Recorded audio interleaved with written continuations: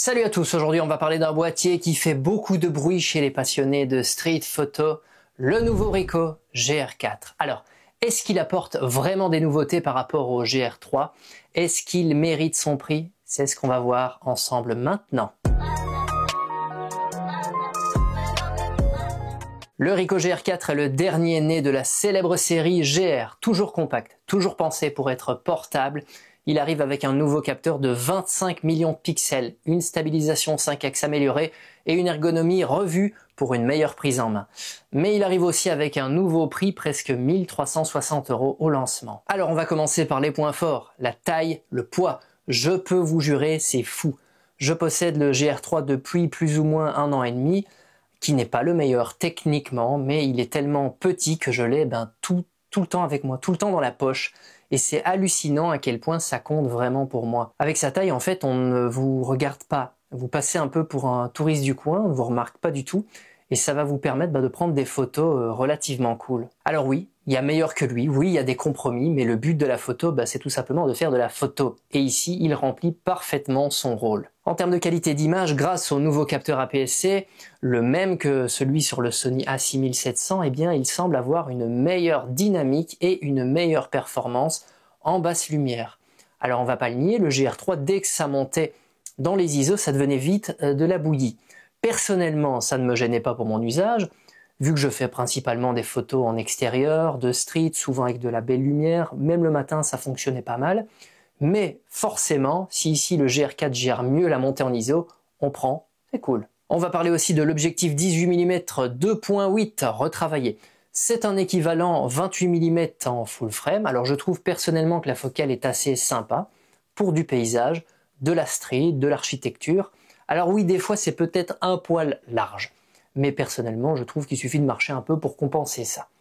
La netteté également semble beaucoup plus homogène sur les bords cette fois-ci. On va parler aussi de la stabilisation 5 axes un petit peu améliorée. Ici on va jusque 6 stops et c'est un vrai plus en photo de nuit ou en street photo.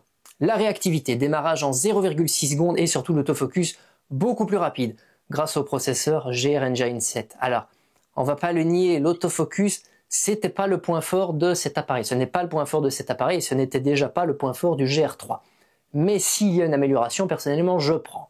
Attention quand même, on n'est pas du tout au niveau de Sony, mais quand même, il y a un plus, il y a un mieux. On parle également d'un stockage interne énorme de 53 Go en plus d'un emplacement d'une carte micro SD. Pas spécialement besoin de se prendre la tête de savoir, tiens, est-ce que j'ai mis une carte dedans, est-ce que je l'ai oublié à la maison? Non, c'est bon, il y a du stockage interne, on prend. Et enfin, design solide, alliage de magnésium, grippe repensée, les commandes sont mieux placées, et on a le retour à l'arrière d'un bouton qui semble assez pratique en termes d'ergonomie. Alors maintenant, forcément, on va parler des choses qui fâchent, les points faibles. Le prix, presque 1360 €. C'est quand même un gros saut par rapport au GR3 qui lui était à 1050 €.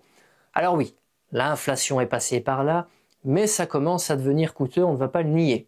On est quand même loin des 1800 € du X106 de chez Fujifilm, mais quand même je suis en train de me demander si la sortie de ce GR4 ne serait pas une bonne aubaine pour se ruer vers un GR3 d'occasion à un prix très intéressant. Alors les améliorations sont forcément là, mais elles sont limitées. Si vous avez déjà un GR3, la différence ne sera pas révolutionnaire. Ici, je dirais plutôt qu'on est sur un GR3 bis, un GR3 amélioré, plutôt qu'un GR4.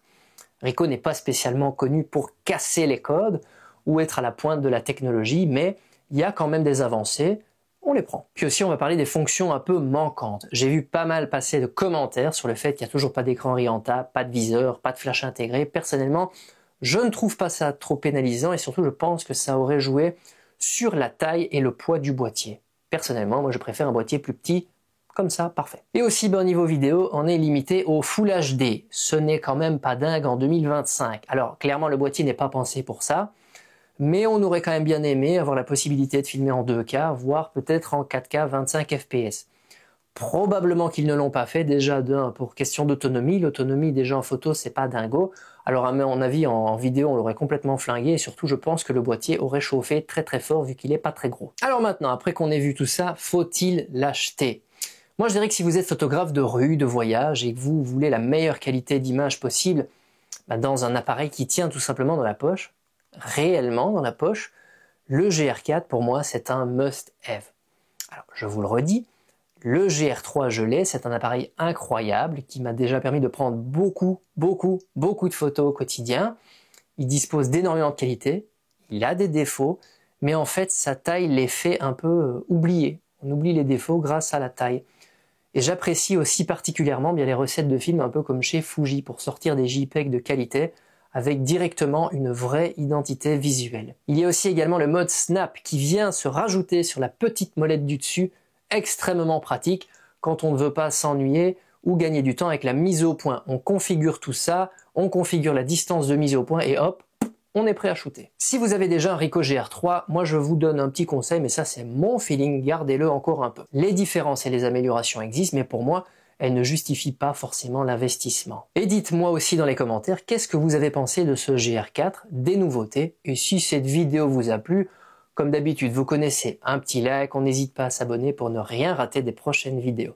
Allez, salut!